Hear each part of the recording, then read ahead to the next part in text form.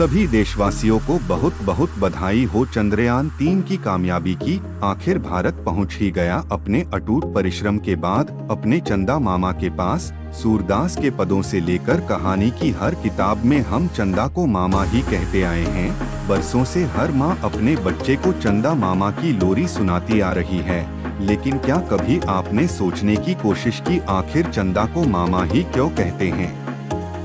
चाचा, ताऊ, फूफा क्यों नहीं? नमस्कार दोस्तों, कैसे हैं आप सब? टॉप नोशन हिंदी में आपका स्वागत है। तो चलिए आज हम आपको इसका राज बताते हैं। चांद को मामा मानने की कुछ कहानियाँ पौराणिक है और कुछ वैज्ञानिक है। दरअसल पौराणिक कथाओं के अनुसार जिस समय देवताओं और असुरों के बीच में समुद्र मंथन हो रहा था, उस समय समुद्र से बहुत सारे तत्व निकले थे, जिसमें माँ लक्ष्मी, वारुणी, चंद्रमा और विष भी थे। चूंकि लक्ष्मी को हम अपनी माता मानते हैं, इसलिए चंद्रमा उनके बाद समुद्र से निकले थे। वो उनके छोटे भाई बन गए और उनके छोटे भाई हमारे मामा बन गए। इसी कारण चंदा को मामा कहा जाता है।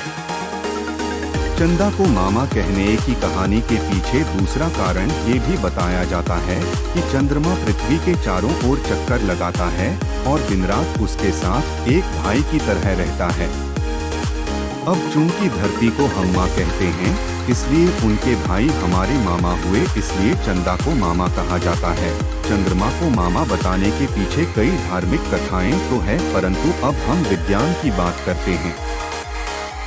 विश्व स्तर पर आधुनिक वैज्ञानिकों द्वारा 1980 के आसपास इस सिद्धांत को स्वीकृत किया गया कि करीब 4.5 बिलियन साल पहले थिया प्रारंभिक सौर मंडल में एक परिकल्पित प्राचीन ग्रह था, जो विशाल प्रभाव परिकल्पना के अनुसार पृथ्वी से टकराया था, जिसके परिणामस्वरूप निकले कुछ मलबे ने चंद्रमा का निर्माण किया था। टक्कर के बाद चंद्रमा की उत्पत्ति हुई थी।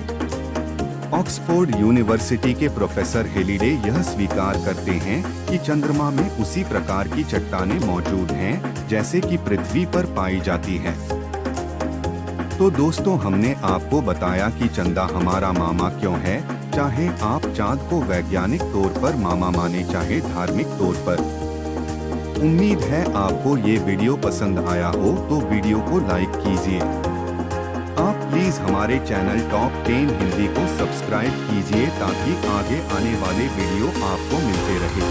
धन्यवाद, आपसे फिर मुलाकात होगी।